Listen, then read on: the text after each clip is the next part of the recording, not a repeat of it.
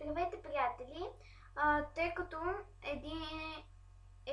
едно момче ме помоли, те се казва Марио, ме помоли да плетете това сладко цветенце от ластичета на кукичка. Така, за това ще ви трябват ластици и една кукичка. Взимаме един ластик и го превъртаме на 3. 1, 2, 3. Така. После взимаме два ластика и опъваме ги ето така и прехвърляме този жълтия на него. И го закачваме. Взимаме още един и пак по същия начин го превъртаме 3 пъти. Взимаме два, опъваме ги и така ги поставяме. Така, после трябва да си оплетем още 3 такива.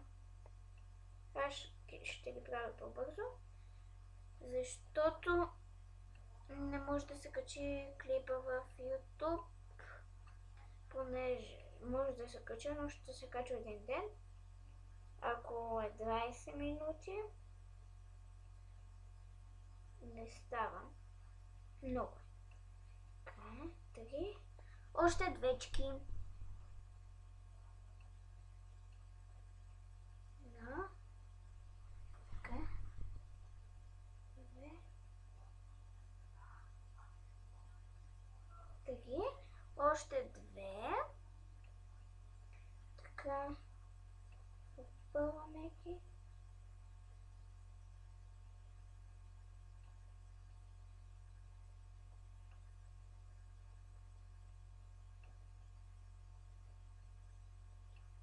Едно, 2, 3, 4. Още едно. 1, 2, 3. Още двечки. Плъваме ги. Прехвърляме розовите ластичета. И това не е готово. В другия видеоклип, само искам да кажа набързо, ще направя такава снежинка. Надявам се да се вижда. Така, моето е готово. Така трябва да ви е нанизано. Взимаме още два ластика, трябва да вземете. Взимам първо единия.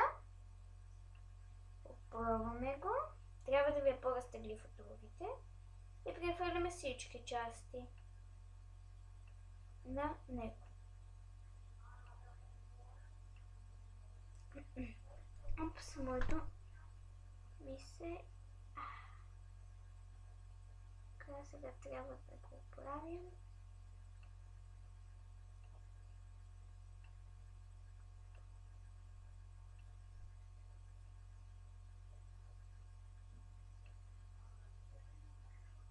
Така, както казах, опъваме един еластик и прехвърляме всички,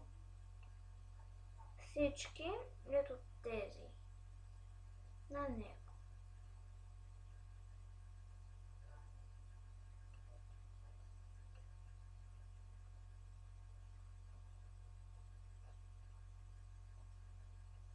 Така, закачаме си го тук и вече си го нагласиме. Всъщност този един ластик, който ви трябва, казах, че ви трябва, вече не ви трябва. Е така. После ето този, взимат, всъщност не, ето този, най-долния, го взимате и ето тук го пускате.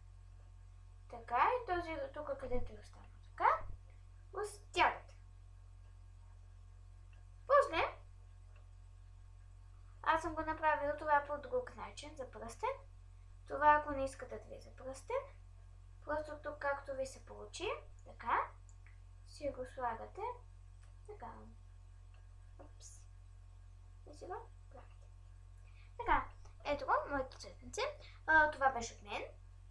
Надявам се видеото да ви е помогнало. До скоро!